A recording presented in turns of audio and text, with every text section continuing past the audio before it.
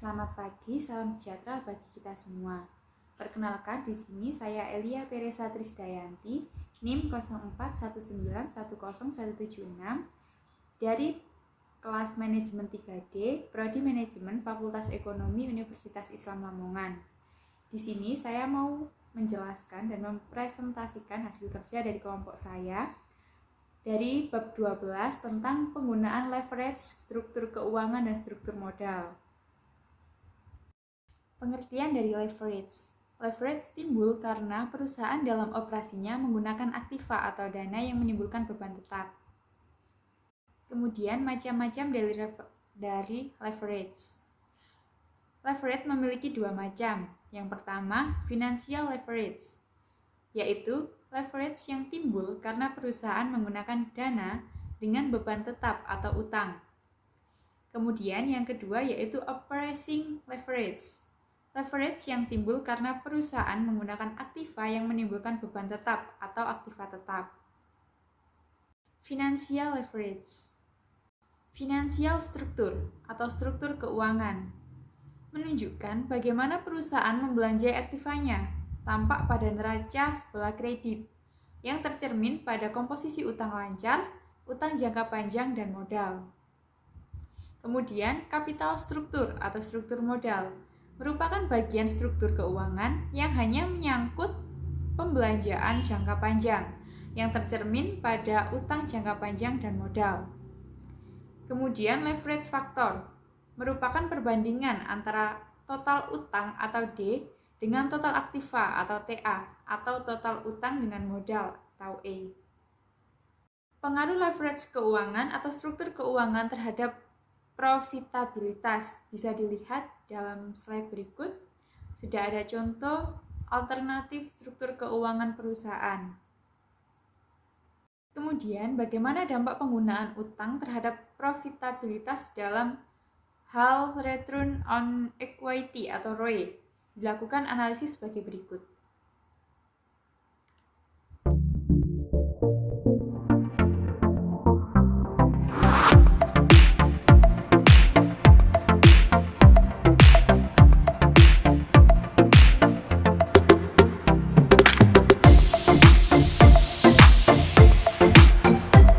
Kemudian, grafik hubungan finansial leverage dan ROE pada berbagai kondisi ekonomi bisa dilihat pada slide berikut.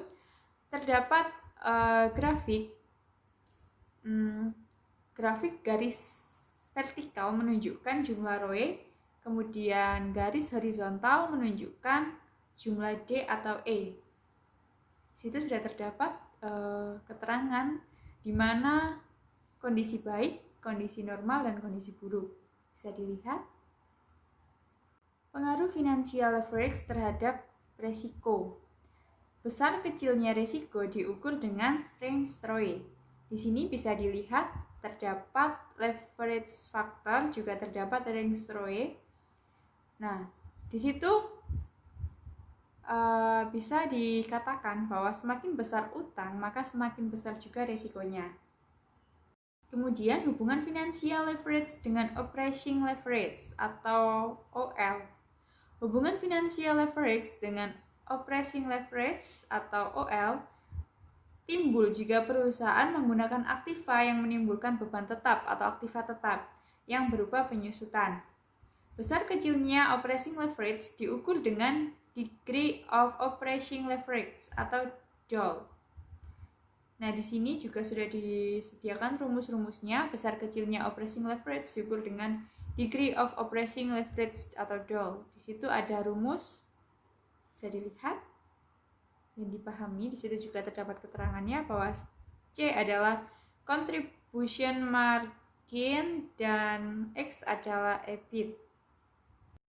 Kemudian pengaruh operating leverage terhadap resiko bisnis juga sudah disediakan grafiknya. Bisa dilihat terdapat dua grafik. Financial leverage. Financial leverage timbul jika perusahaan menggunakan dana yang menimbulkan beban tetap atau utang berupa bunga. Financial leverage mempengaruhi laba setelah pajak, return on equity, dan earning per share. Besar kecilnya financial leverage diukur dengan degree of financial leverage atau DFL. Di sini juga sudah disediakan rumusannya. Di situ juga terdapat keterangannya, yaitu R besarnya suku bunga dan D besarnya utang. Combination leverage. Combination leverage merupakan gabungan antara operating leverage dengan financial leverage.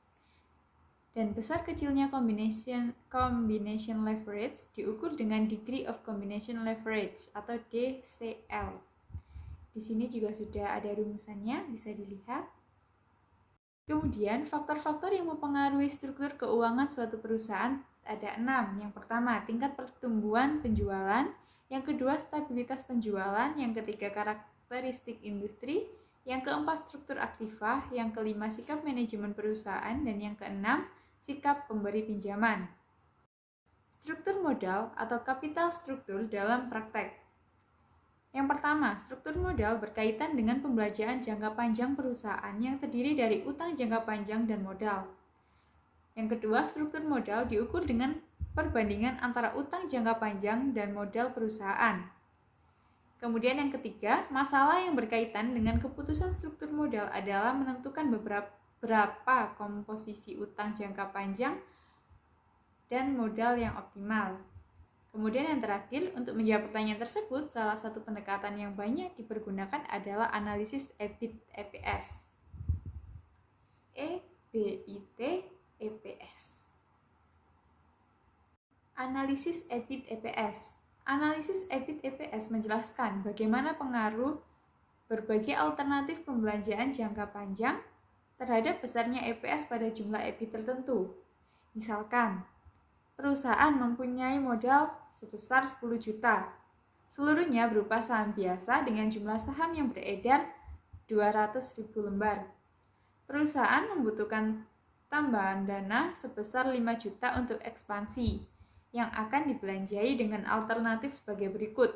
Yang pertama, seluruhnya dibelanjai saham biasa dijual dengan harga 50 per lembar saham.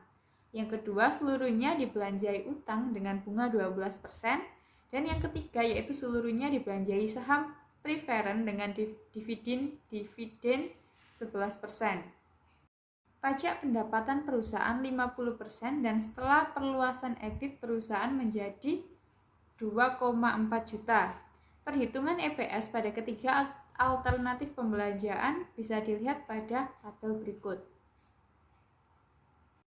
Kemudian untuk grafik break-even point EBIT EPS dari tiga alternatif pembelanjaan tersebut bisa dilihat pada slide berikut.